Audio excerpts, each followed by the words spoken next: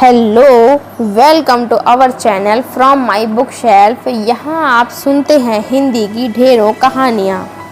अगर आप चैनल पर नए आए हैं तो चैनल को सब्सक्राइब कर लें और वीडियो अच्छी लगे तो वीडियो को लाइक करें। आज हम सुनने वाले हैं मुंशी प्रेमचंद जी की कहानी कफन। झोपड़े के द्वार पर बाप और बेटा दोनों एक बुझे हुए अलाव के सामने चुपचाप बैठे हुए हैं और अंदर बेटे की जवान बीवी बुधिया प्रसव वेदना से पछाड़ खा रही थी। रह रहकर उसके मुंह से ऐसी दिल हिला देने वाली आवाज़ निकलती थी कि दोनों कलेजा थाम लेते थे। जाड़ों की रात थी, प्रकृति सन्नाटे में डूबी हुई। सारा गांव अंधकार में लय हो गया था। घीसू ने कहा, मालूम होता है बचेगी नहीं, सारा दिन दौड़ते ही हो गया। जा देख तो आ। माधव चिढ़कर बोला, मरना ही है तो जल्दी मर क्यों नहीं जाती, देख कर क्या करूं। तू बड़ा बेदर्द है बे। साल भर जिसके साथ सुख चैन से रहा उसी के साथ इतनी बेवफाई। तो मुझसे तो उसका तड़पना और हाथ पांव पटकना नहीं देखा जाता। चमारों का कुनबा था और सारे गांव में बदनाम। घीसू एक दिन काम करता तो 3 दिन आराम। माधव इतना कामचोर था कि आध घंटे काम करता तो घंटे भर का चिलम पीता। इसलिए उन्हें कहीं मजदूरी नहीं मिलती थी। घर में मुट्ठी भर भी अनाज मौजूद हो तो उनके लिए काम करने की कसम थी। जब 2-4 फाके हो जाते, घीसू पेड़ पर चढ़कर लकड़ियां तोड़ लाता और माधव बाजार में बेच आता। और जब तक वे पैसे रहते दोनों इधर उधर मारे मारे फिरते। जब फाके की नौबत आ जाती तो फिर लकड़ियां तोड़ते या मजदूरी तलाश करते। गांव में काम की कमी न थी। किसानों का गांव था। मेहनती आदमी के लिए 50 काम थे, मगर इन दोनों को लोग उसी वक्त बुलाते जब 2 आदमियों से एक का काम पाकर भी संतोष कर लेने के सिवा और कोई चारा न होता। विचित्र जीवन था इनका। घर में मिट्टी के 2-4 बर्तनों के सिवा कोई संपत्ति नहीं। फटे चीथड़ों से अपनी नग्नता को ढके हुए जिए जाते थे। संसार की चिंताओं से मुक्त, कर्ज से लदे हुए, गालियां भी खाते, मार भी खाते, मगर कोई गम नहीं। दीन इतने कि वसूली की आशा न रहने पर भी लोग इन्हें कुछ न कुछ कर्ज दे देते थे। मटर आलू की फसल में दूसरों के खेतों से मटर या आलू उखाड़ लाते और भून मान कर खा लेते। 10-5 ऊख उखाड़ लाते और रात को चूसते। घीसू ने आकाश वृत्ति से 60 साल की उम्र काट दी थी और माधव भी सपूत बेटे की तरह बाप के ही पदचिन्हों पर चल रहा था, बल्कि उसका नाम और भी उजागर कर रहा था। इस वक्त भी दोनों अलाव के सामने बैठकर आलू भून रहे थे, जो कि किसी के खेत से खोद लाए थे। घीसू की स्त्री का तो बहुत दिन पहले ही देहांत हो गया था। माधव का ब्याह पिछले साल हुआ था। जब से यह औरत आई थी उसने इस खानदान में व्यवस्था की नींव डाली थी। पिसाई करके या घास छीलकर वह शेर भर आटे का इंतजाम कर लेती थी और इन दोनों बेगैरतों का दोजक भरती रहती थी। जब से वह आई और ये दोनों और भी आलसी और आराम तलब हो गए थे, बल्कि कुछ अकड़ने भी लगे थे। कोई कार्य करने को बुलाता तो निर्ब्याज भाव से दुगनी मजदूरी मांगते। वही औरत आज प्रसव वेदना से मर रही थी और ये दोनों शायद इसी इंतजार में थे कि वह मर जाए तो आराम से सोएं। घीसू ने आलू निकालकर छीलते हुए कहा, जाकर देख तो क्या दशा है उसकी। चुड़ैल का फसाद होगा और क्या। यहाँ तो ओझा भी 1 रुपया मांगता है। माधव को भय था कि वह कोठरी में गया तो घीसू आलूओं का एक बड़ा भाग साफ कर देगा। बोला, मुझे वहां जाते डर लगता है। डर किस बात का, मैं तो यहाँ हूँ ही। तो तुम ही जाकर देखो ना। मेरी औरत जब मरी थी तो मैं 3 दिन तक उसके पास से हिला तक नहीं था। और मुझसे लजाएगी कि नहीं? जिसका कभी मुंह नहीं देखा, आज उसका उघड़ा हुआ बदन देखूं, उसे तन की सुध भी तो ना होगी। मुझे देख लेगी तो खुलकर हाथ पांव भी ना पटक सकेगी। मैं सोचता हूँ कोई बाल बच्चा हो गया तो क्या होगा? सोंठ गुड़ तो तेल कुछ भी तो नहीं घर में। सब कुछ आ जाएगा, भगवान दे तो। जो लोग अभी 1 पैसा नहीं दे रहे हैं वे ही कल बुला कर देंगे। मेरे 9 लड़के हुए, घर में कभी कुछ न था, मगर भगवान ने किसी तरह बेड़ा पार ही लगाया। जिस तरह समाज में रात दिन मेहनत करने वालों की हालत उनकी हालत से बहुत कुछ अच्छी नहीं न थी, और किसानों के मुकाबले में वे लोग जो किसानों की दुर्बलताओं से लाभ उठाना जानते थे कहीं ज़्यादा संपन्न थे। वहाँ इस तरह की मनोवृत्ति का पैदा हो जाना कोई अचरज की बात नहीं थी। हम तो कहेंगे घीसू किसानों से कहीं ज़्यादा विचारवान था, जो किसानों के विचार शून्य समूह में शामिल होने के बदले बैठकबाजों की कुत्सित मंडली में जा मिला था। हाँ, उसमें यह शक्ति ना थी कि बैठकबाजों के नियम और नीति का पालन करता। इसलिए जहाँ उसकी मंडली के और गांव के सरगना और मुखिया बने हुए थे, उस पर सारा गांव अंगुली उठाता था। फिर भी उसे ये तकसीम तो थी कि अगर वह फटेहाल है तो कम से कम उसे किसानों की सी जी तोड़ मेहनत तो नहीं करनी पड़ती। उसकी सरलता और निरीहता से दूसरे लोग बेजा फायदा तो नहीं उठाते। दोनों आलू निकाल निकाल कर जलते जलते खाने लगे। कल से कुछ नहीं खाया। इतना सब्र न था कि उन्हें ठंडा हो जाने दे। कई बार दोनों की जबानें छिल गईं। छिल जाने पर आलू का बाहरी हिस्सा तो बहुत ज़्यादा गर्म न मालूम होता, लेकिन दांतों के तले पड़ते ही अंदर का हिस्सा जबान, हलक और तालू को जला देता था। और उस अंगारे को मुंह में रखने से ज़्यादा खैरियत इसी में थी कि वह अंदर पहुंच जाए। वहाँ उसे ठंडा करने के लिए काफ़ी सामान थे, लेकिन दोनों जल्द जल्द निकल जाते। हालांकि इसी कोशिश में उनकी आंखों से आंसू निकल आते। घीसू को उस वक्त ठाकुर की बारात याद आई जिसमें 20 साल पहले वे गया था। उस दावत में उसे जो तृप्ति मिली थी वह उसके जीवन में एक याद रखने लायक बात थी, और आज भी उसकी याद ताज़ा थी। बोला, वह भोज नहीं भूलता। तब से फिर उस तरह का खाना और भरपेट नहीं मिला। लड़की वालों ने सबको भरपेट पूरियां खिलाई थी। सबको, छोटे बड़े सबने पूरियां खाई, और असली घी की चटनी, रायता, 3 तरह के सूखे साग, एक रसेदार तरकारी, दही, मिठाई। अब क्या बताऊं इस भोज में कैसा कैसा स्वाद मिला। कोई रोक टोक नहीं थी। जो चीज़ मांगो और जितना चाहो खाओ। लोगों ने ऐसा खाया किसी से पानी न पिया गया। मगर परोसने वाले हैं कि पत्तल में गरम गरम गोल गोल सुवासित कचौरियाँ डाल देते हैं। मना करते हैं कि नहीं चाहिए। पत्तल पर हाथ रोके हुए हैं, मगर वे हैं कि दिए जाते हैं। और जब मुंह धो लिया तो पान इलायची भी मिली, मगर मुझे पान लेने की सुध कहाँ थी। खड़ा न हुआ जाता था। चटपट जाकर अपने कंबल पर लेट गया। ऐसा दिल दरियाव था वह ठाकुर। माधव ने इन पदार्थों का मन ही मन मजा लेते हुए कहा, अब हमें कोई ऐसा भोज नहीं खिलाता। अब कोई क्या खिलाएगा? वह जमाना दूसरा था। अब तो सबको किफ़ायत सूझती है। शादी ब्याह में मत खर्च करो, क्रियाक्रम में मत खर्च करो।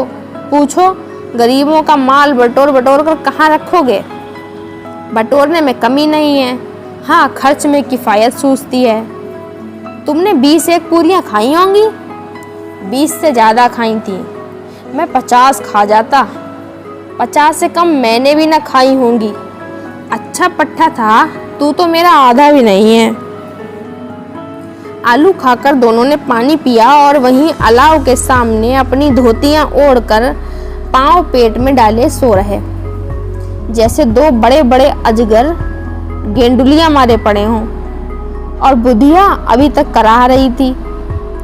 सवेरे माधव ने कोठरी में जाकर देखा तो उसकी स्त्री ठंडी हो गई थी और उसके मुंह पर मक्खियां भिनक रही थीं। पथराई हुई आंखें ऊपर टंगी हुई थी। सारी देह धूल से लथपथ हो रही थी। उसके पेट में बच्चा मर गया था। माधव भागा हुआ घीसू के पास आया। फिर दोनों जोर जोर से हाय हाय करने लगे और छाती पीटने लगे। पड़ोस वालों ने यह रोना धोना सुना तो दौड़े हुए आए और पुरानी मर्यादा के अनुसार इन अभागों को समझाने लगे, मगर ज्यादा रोने पीटने का अवसर न था। कफन और लकड़ी की फिक्र करनी थी, पर घर में तो पैसा इस तरह गायब था जैसे चील के घोंसले में से मांस। बाप बेटे रोते हुए गांव के जमींदार के पास गए। वह इन दोनों की सूरत से नफरत करते थे। कई बार इन्हें अपने हाथों से पीट चुके थे चोरी करने के लिए, वादे पर काम पर ना आने के लिए। पूछा, क्या है बे घिसुआ, रोता क्यों है? अब तो तू कहीं दिखाई भी नहीं देता। मालूम होता है इस गांव में रहना नहीं चाहता। घीसू ने जमीन पर सिर रखकर आंखों में आंसू भरे हुए कहा, सरकार, बड़ी विपत्ति में हूँ। माधव की घरवाली रात को गुजर गई। रात भर तड़पती रही सरकार। हम दोनों उसके सिरहाने बैठे रहे। दवा दारू जो कुछ हो सका सब कुछ किया, मुदा वह हमें दगा दे गई। अब कोई एक रोटी देने वाला भी न रहा। मालिक तबाह हो गए, घर उजड़ गया। आपका गुलाम हूँ, आपके सिवा कौन?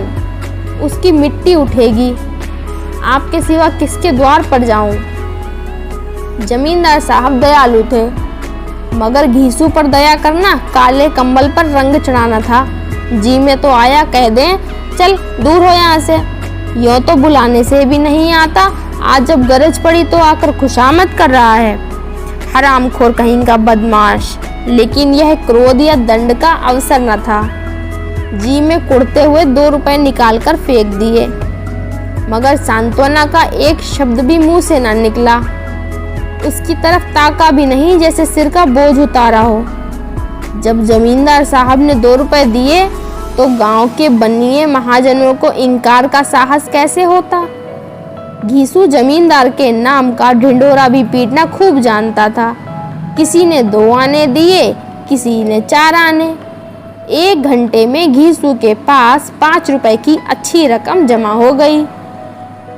कहीं से अनाज मिल गया, कहीं से लकड़ी, और दोपहर को घीसू और माधव बाजार से कफन लाने चले।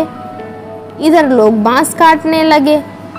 गांव की नरम दिल स्त्रियां आ आकर लाश को देखती थीं और उसकी बेकसी पर 2 बूंद आंसू गिराकर चली जाती थीं। कैसा बुरा रिवाज है कि जिसे जीते जी तन ढांकने को चीथड़ा भी न मिले, उसे मरने पर कफन चाहिए। कफन लाश के साथ जल ही तो जाता है, और क्या रखा रहता है। यही 5 रुपए पहले मिलते तो कुछ दवा दारू कर लेते। दोनों एक दूसरे के मन की बात ताड़ रहे थे। बाजार में इधर उधर घूमते रहे। कभी इस बजाज की दुकान पर गए, कभी उसकी दुकान पर। तरह तरह के कपड़े, रेशमी और सूती देखे, मगर कुछ जचा नहीं। यहाँ तक कि शाम हो गई। तब दोनों न जाने किस दैवी प्रेरणा से एक मधुशाला के सामने जा पहुँचे और जैसे किसी पूर्व निश्चित योजना से अंदर चले गए। जब वहाँ जरा देर तक दोनों असमंजस में खड़े रहे। फिर घीसू ने गद्दी के सामने जाकर कहा, साहू जी, 1 बोतल हमें भी देना। इसके बाद कुछ चिखौना आया, तली हुई मछलियाँ आई और दोनों बरामदे में बैठकर शांतिपूर्वक पीने लगे। कई कुज्जियाँ ताबड़तोड़ पीने के बाद दोनों सरूर में आ गए। घीसू बोला, कफन लाने से क्या मिलता है? आखिर जल ही तो जाता, कुछ बहू के साथ तो ना जाता। माधव आसमान की तरफ देखकर बोला, मानो देवताओं को अपनी निष्पापता का साक्षी बना रहा हो। दुनिया का दस्तूर है, नहीं लोग बामनों को हजारों रुपए क्यों दे देते हैं। कौन देखता है परलोक में मिलता है या नहीं। बड़े आदमियों के पास धन है, चाहे फूके। हमारे पास फूकने को क्या है। लेकिन लोगों को जवाब क्या दोगे? लोग पूछेंगे नहीं कफन कहाँ है। घीसू हंसा। अबे कह देंगे रुपए कमर से खिसक गए, बहुत ढूंढा मिले नहीं। लोगों को विश्वास तो ना आएगा, लेकिन फिर वही रुपए देंगे। माधव भी हंसा। इस अनपेक्षित सौभाग्य पर बोला, बड़ी अच्छी थी बेचारी, मरी भी तो खूब खिला पिलाकर, अभी बोतल से ज्यादा उड़ गई। घीसू ने 2 सेर पूरियां मंगवाई, चटनी, अचार, कलेजियां। शराब खाने के सामने ही दुकान थी। माधव लपक लपक कर 2 पत्तलों में सारा सामान ले आया। पूरा 1.5 रुपया और खर्च हो गया, सिर्फ थोड़े से पैसे बच रहे। दोनों इस वक्त शान से बैठे हुए पूरियां खा रहे थे, जैसे जंगल में कोई शेर अपना शिकार उड़ा रहा हो। न जवाबदेही का खौफ था, न बदनामी की फिक्र। इन भावनाओं को उन्होंने बहुत पहले ही जीत लिया था। घीसू दार्शनिक भाव से बोला, हमारी आत्मा प्रसन्न हो रही है तो क्या उसे पुण्य न होगा? माधव ने श्रद्धा से सिर झुकाकर तस्दीक की, जरूर से जरूर होगा। भगवान तुम अंतर्यामी हो, उसे बैकुंठ ले जाना। हम दोनों हृदय से आशीर्वाद दे रहे हैं। आज जो भोजन मिला वह कभी उम्र भर न मिला था। एक क्षण के बाद माधव के मन में शंका जागी। भोला, क्यों दादा, हम लोग भी तो एक ना एक दिन वहां जाएंगे ही। घीसू ने इस भोले भाले सवाल का कुछ उत्तर न दिया। वह परलोक की बातें सोचकर इस आनंद में बाधा नहीं डालना चाहता था। जो वह वहां हम लोगों से पूछे कि तुमने कफन क्यों नहीं दिया तो क्या कहेंगे? कहेंगे तुम्हारा सिर। पूछेगी तो जरूर। तू जानता है कि उसे कफन न मिलेगा। तू मुझे ऐसा गधा समझता है? 60 साल का दुनिया में घास खोदता रहा हूँ। उसे कफन मिलेगा और इससे बहुत अच्छा मिलेगा। माधव को विश्वास न आया। बोला, कौन देगा? रुपए तो तुमने चट कर दिए, फिर वह तो मुझसे पूछेगी। उसकी मांग में सिंदूर तो मैंने ही डाला था। घीसू गर्म होकर बोला, मैं कहता हूँ उसे कफन मिलेगा, तू मानता क्यों नहीं? कौन देगा, बताते क्यों नहीं? वही लोग देंगे जिन्होंने इस बार दिया। हाँ, आपके रुपए हमारे हाथ ना आएंगे। ज्यों-ज्यों अंधेरा बढ़ता था और सितारों की चमक तेज होती थी, मधुशाला की रौनक भी बढ़ती जाती थी। कोई गाता था, कोई ढींग मारता था, कोई अपने संगी के गले लिपटा जाता था, कोई अपने दोस्त के मुंह से कुल्हड़ लगाए देता था। वहां के वातावरण में सरूर था, हवा में नशा। कितने तो यहाँ आकर एक चुल्लू में मस्त हो जाते। शराब से ज्यादा वहाँ की हवा उन पर नशा करती थी, जीवन की बाधाएं खींच लाती थी और कुछ देर के लिए वे भूल जाते थे कि वे जीते हैं या मरते हैं, या ना जीते हैं न मरते हैं। ये दोनों बाप बेटा अब भी मजे ले लेकर चुस्कियां ले रहे थे। सबकी निगाहें इनकी ओर जमी हुई थी। दोनों कितने भाग्य के बली हैं। पूरी बोतल बीच में है। भरपेट खाकर माधव ने बची हुई पूरियों का पत्तल उठाकर एक भिखारी को दे दिया, जो खड़ा होकर इनकी ओर भूखी आंखों से देख रहा था। और देने के गौरव, आनंद और उल्लास का उसने अपने जीवन में पहली बार अनुभव किया। घीसू ने कहा, ले जा, खूब खा और आशीर्वाद दे। जिसकी कमाई है वह तो मर गई, पर तेरा आशीर्वाद उससे जरूर पहुंचेगा।